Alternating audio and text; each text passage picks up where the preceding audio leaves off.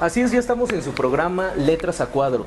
Les saluda Gustavo García y quiero mencionarles que estamos en la biblioteca Manuel Cultier, y también quiero agradecer al director de Educación de Tultitlán, Nicasio Ruiz Santa Ana, que nos da la oportunidad de estar en esta biblioteca.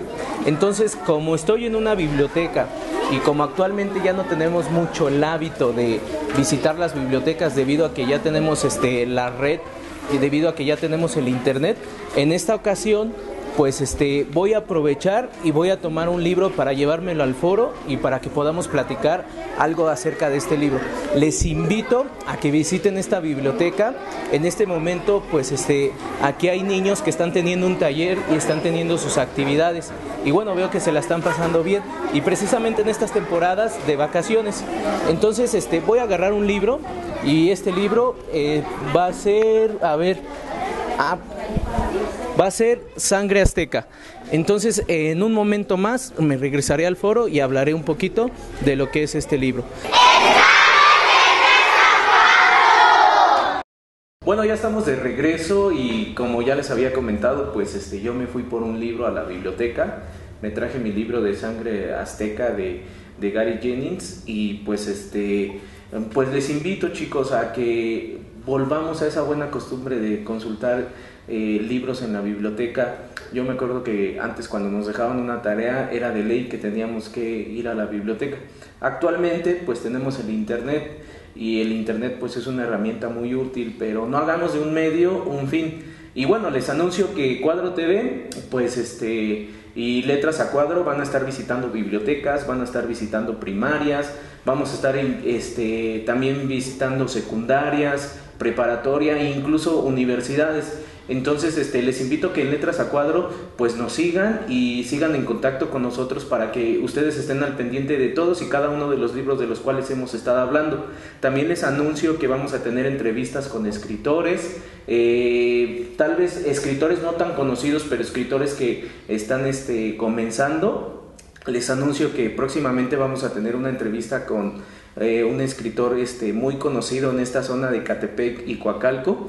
Tal vez no es muy conocido en otros lugares, pero él ha hecho una labor muy importante en todo lo que es esta zona, y precisamente con jóvenes de secundaria y jóvenes de preparatoria. Entonces quédense aquí en Letras a Cuadro porque vamos a aprender muchísimo, y bueno, vamos a ver un poquito de lo que es Sangre Azteca de Gary Jennings.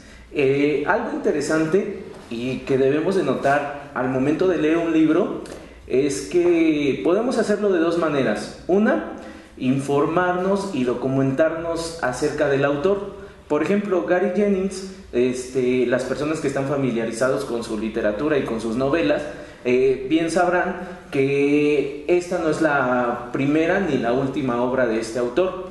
De hecho, él tiene otras obras, por ejemplo la de Azteca, la de Furia Azteca, y esta obra de hecho él no la terminó, y su editor se encargó con las ideas que él había dejado y la herencia literaria que él había dejado, recopilar todos los datos que Jennings había escrito y terminar esta obra, y precisamente con el estilo literario que tenía este autor. Entonces esa es una manera de sumergirnos a leer un libro. Número uno, documentándonos acerca de quién es el autor, qué otros libros ha escrito, si es la continuación de otro libro. Si no mal recuerdo, es el tercer libro que escribe Gary Jennings de toda una trilogía que habla de la historia de los aztecas y de la historia de México. Entonces esa es una manera. Otra manera de con lo cual nosotros nos podemos acercar a un libro es sin saber nada, absolutamente nada del autor, sin conocer más que el título y el nombre del autor. Y muchos autores son apologistas de esto, de que nos metamos a estas obras y a estas novelas sin saber nada, absolutamente nada, y que podamos empezar así para tener una primera impresión de lo que esta obra nos puede dejar. Probablemente no entendamos todo al 100%, probablemente no entendamos mucho acerca de algunos personajes, acerca de algunos autores, pero estas personas que abogan por esto precisamente, pues lo que ellos dicen es que lo que quieren es ver qué primera impresión nos dejan estas obras. Y bueno, vamos a leer un poco de esta obra. Siempre es importante leer algunas notas interesantes que tiene esta obra, y cualquier obra y novela histórica que nosotros tengamos en mente leer. Fíjense, dice: después de la conquista de México y de la mezcla de sangre española e indígena, se produjo el nacimiento de una gran nación. Todas esas sangres funcionadas se llamaron castas. Estos seres de la calle que se arricimaban, se mordían de hambre y mendigaban en la esquina de la ciudad. Eran llamados léperos. Y estos leprosos sociales pedían limosna, hacían trabajos serviles, robaban. Allí por el siglo XVII, pandillas de léperos atestaban la capital y constituían una reciente amenaza para el orden público. Los léperos podían ser cruelmente destructivos, incluso asesinos. Fueron los primeros bandidos mexicanos. El lépero vivía como podía, estaba dispuesto a degollarte o a robarte la cartera, a suplicar por comida o por trabajo, a gritar bajo los azotes de las autoridades de la ciudad. Irónicamente, los léperos habrían de sobrevivir, crecer y finalmente heredar México, el México moderno.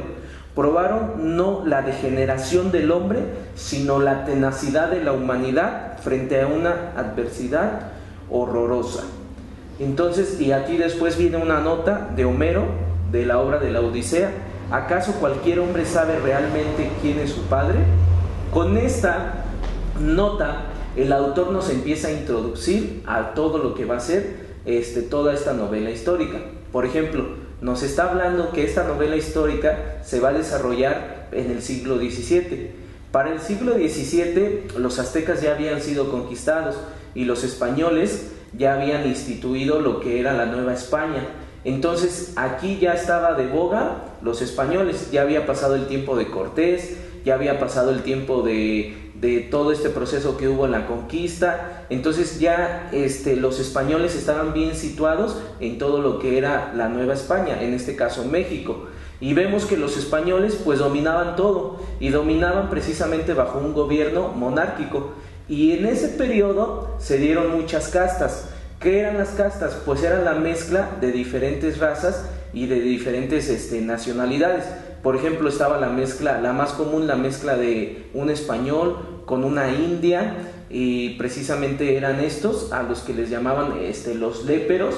Estaba la mezcla de un español con negros, o a veces la mezcla de negros con indios, y todo este tipo de castas tenían un lugar dentro del gobierno español. De hecho, tenían una clasificación, y dentro de esas clasificaciones tenían derechos o no tenían derechos. En el caso de los léperos, estas castas no tenían absolutamente ningún derecho. Una persona que era hijo de un español y de una india, evidentemente un español no iba a reconocer que había tenido relaciones sexuales con una india, y mucho menos iba a reconocer el hijo de una india. Entonces, por eso se les llamaba bastardos. Es por eso la pregunta que se hace aquí: ¿acaso cualquier hombre sabe realmente quién es su padre? Imagínense, estas personas que habían vivido esta situación pues no tenían derechos de ningún tipo en este gobierno español, no eran reconocidos por sus padres, no tenían familia, y pues a lo mucho que podían llegar era precisamente esto: a mendigar, a correr por la comida, a lo mejor a pedir un trabajo, pero era gente que no era reconocida. Imagínense, no lo reconocían ni el padre español ni la madre india. ¿Por qué? Porque la madre india constantemente iba a recordar la violación precisamente de un español. Entonces estas personas, por sobre todo, eran personas que no tenían afecto, no tenían una posición social y no tenían nada. Y vemos que la historia de Sangre Azteca se va a desarrollar precisamente en la vida de un hombre, de un joven que vivía esta situación.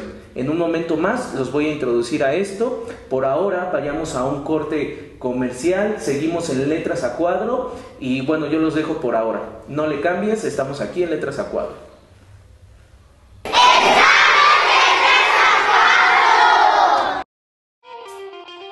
El arte hay un proceso. ¿Que quieren estar bien informados? Siempre me pasa aquellos libros que nos dejan para que nosotros tengamos un primer contacto con la literatura.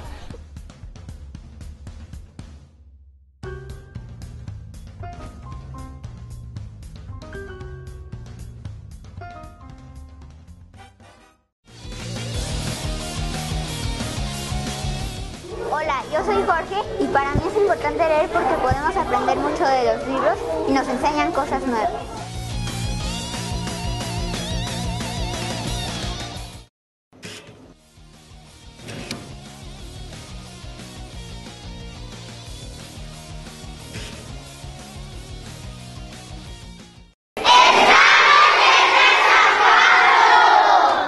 Estamos de regreso en Letras a Cuadro. Ya les había comentado, estamos leyendo Sangre Azteca de Gary Jennings y ya habíamos leído un poco. Les estaba comentando que este libro habla precisamente de los bastardos, de aquellas personas que no eran reconocidos ni por sus padres ni por sus madres, productos de una violación.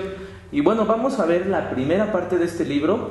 Recordemos que, como les había comentado en el libro de 100 años de soledad de Gabriel García Márquez, a veces nos desesperamos un poquito al leer estos libros porque no empiezan cronológicamente. ¿A qué me refiero con esto? De principio a fin. A veces estos libros comienzan a la mitad y después todas las preguntas que nos surgen se comienzan a responder. Yo lo que les recomiendo es que por lo menos un capítulo del libro lo lean completamente y no se regresen. Porque hay quienes apenas leen un párrafo y se regresan inmediatamente porque no le entendieron.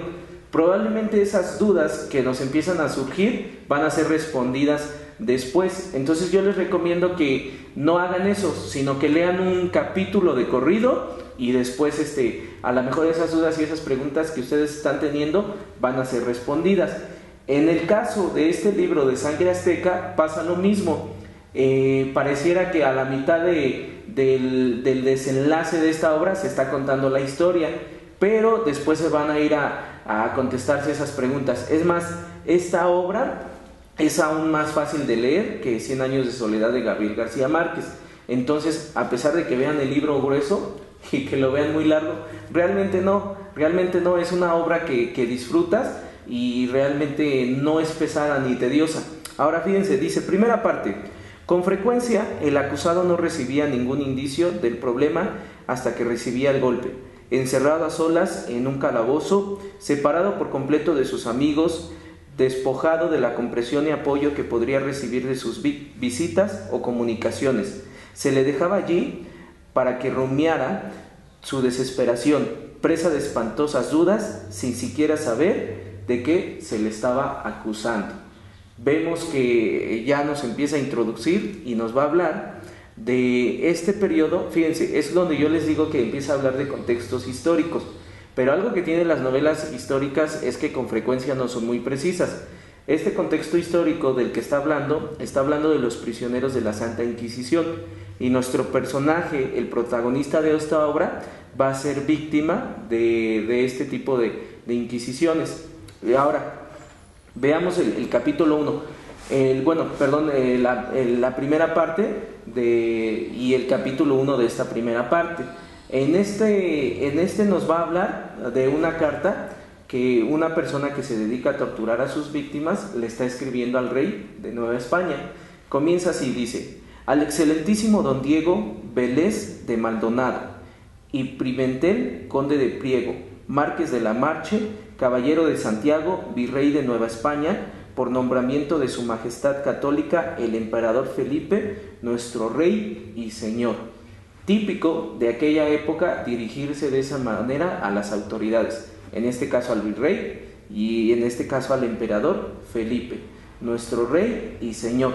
En aquel entonces España era la superpotencia mundial. Precisamente ¿por qué? Porque había conquistado lo que era el antiguo México, a los aztecas. Y nosotros sabemos que, bueno, la historia que nosotros sabemos que nos quitaron muchísimas cosas. Por eso en ese entonces España era la potencia mundial. Y no es por demás llamarle emperador a Felipe, nuestro rey y señor. Y el virrey, que es Diego Vélez de Maldonado. Ahora, como capitán de la guardia de la prisión de su excelentísima, ha sido mi deber examinar a un tal Cristóbal, conocido por todos como Cristo el Bastardo, un famoso bandido, seductor de mujeres y cabecilla de la plebe. Por ahí el concepto plebe fue muy famoso con una noticia que publicaron. El concepto plebe viene precisamente de toda esta ideología española, donde los españoles se sentían superiores a todas las castas. De hecho, nos heredaron precisamente ese tipo de pensamiento de la plebe, la prole y, por ejemplo, toda esa familia aristócrata que bueno, se siente superior. Y vemos, fíjense, como dice, como su excelencia sabe, este tal Cristo es de sangre impura. Concretamente pertenece a esa categoría de sangre mezclada que la ley define azteca. Por tener pues sangre mezclada, carece de protección que la ley les otorga a los españoles y a los indios, y no existe ninguna prohibición ilegal que impida que se le torture o se le ejecute. Examinar a este ladrón y asesino de ascendencia incierta y sangre impura no ha sido tarea agradable ni provechosa. Las instrucciones que su excelencia me dio fueron tratar de sonsacarle la ubicación del cuantioso botín del que se apoderó en su cualidad de bandolero, un tesoro cuyo robo es un insulto a su majestad católica en Madrid y a usted y a otros ciudadanos de Nueva España, sus verdaderos dueños. Fíjense con esto que nos está diciendo. Primero, debemos entender que quien está escribiendo esta carta es un español, y es un español que trabaja para el virreinato de esa Nueva España. Entonces, aquí lo que nosotros nos tenemos que situar es a la manera en que piensa un español, y un español de esta época.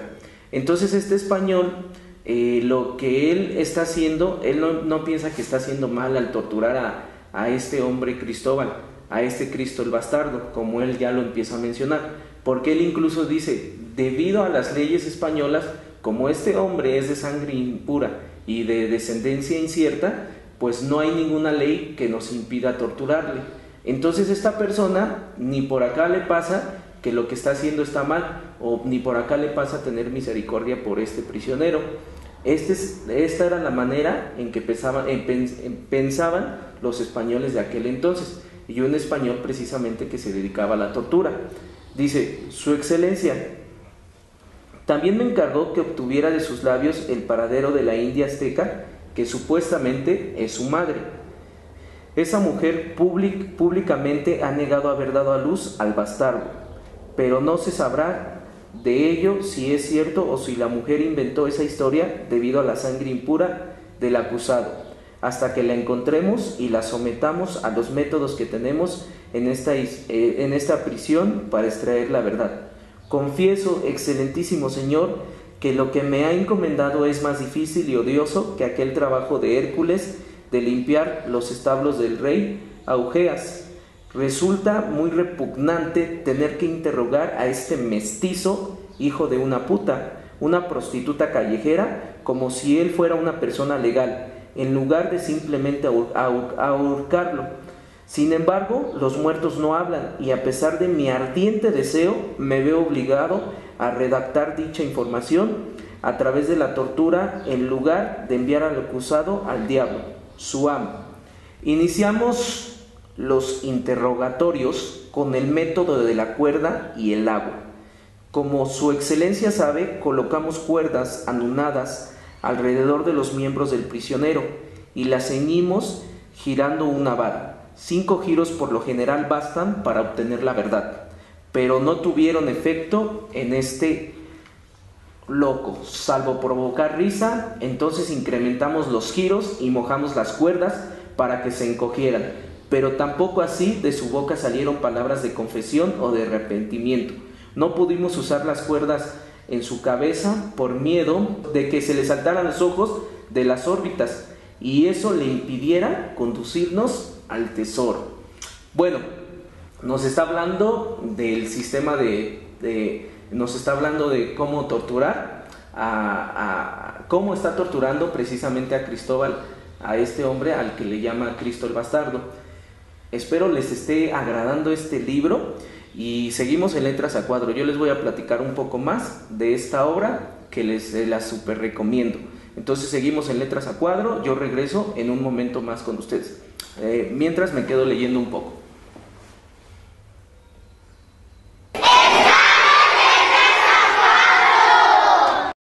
Yes, I'm truly praying for the government of Mexico, that this government that is going to come, that there will be more peace in the people's life, and God laid on my heart to pray for Mexico.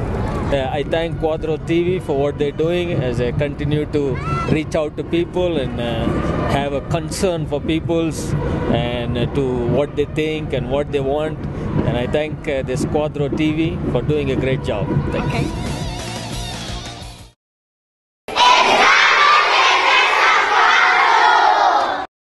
El tratamiento de cuerdas y agua funcionaba bien con los mercaderes y las mujeres, pero no alcanza cuando se trata de un bribón como este bastardo. A nuestra pequeña y colonial mazmorra le faltan los implementos de una prisión grande. En innumerables ocasiones he solicitado instrumentos más adecuados que los que poseemos para poder aplicar tercer grado en los interrogatorios. En especial me interesa uno que observé cuando era un joven guardia del Salero de Madrid, la más famosa de todas las prisiones. Me refiero al toro de Paralitz. Con frecuencia el solo hecho de amenazar con aplicarlo suelta la más silenciosa de las lenguas. Bueno, esta primera parte que nosotros estamos leyendo es lo que ya les había comentado. Es una carta de una persona que está torturando a este protagonista de nuestra novela, que es Cristo el Bastardo.